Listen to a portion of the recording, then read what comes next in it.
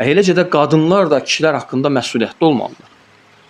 Yəni Peyğəmbər sallallahu əleyhi və səlləm kişilərə, qadınlara nəsihət etdiyi kimi, kişilərə nəsihət edib ki, qadınlar haqqında adil olun, onlara zülm etməyin, onlar sizin əlinizin altında olanlardır və s.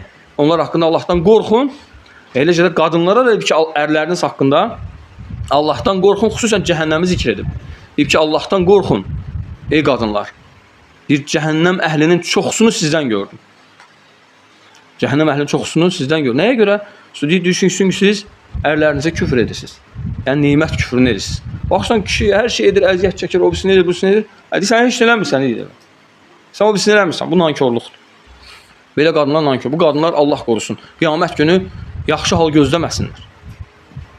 Allah Resulü sallallahu əleyhi və səlləm onlardır ki, sədəqələri çoxaldın. Allahın rəhmətini istəyin və ərlərinizə qarşı şükür edin, təşəkkür edin. Ənişkurli vali valideyk. Deyir ki, mənə və valideyninə şükür et. O nə deməkdir yəni? Valideyn o qədər yaxşılıq edib ki, təşəkkür edəsən. Ona görə ailə qarşılıqlı olmalı, qarşılıqlı. Həm kişi qadına hörmət qoymalıdır, həm qadın kişiyə hörmət qoymalıdır. Həm kişi qadının nə etməlidir, hörmətini saxlamalıdır, həm qadın kişinin. Həm kişi qadının yaxınlarının hörmətini saxlamalıdır. Həm də qadın da kişinin yaxınlarının hörmətini saxlamalıdır. Bunlar qarşılıqlı olmalı. Yəni sən edib ondan o birisini tələb etmə. Ona görə Allah Azza və Cəllə deyir: "Ədilu huve aqrabu lit-taqva." Deyir ki, adil olun. O təqvaya daha yaxındır.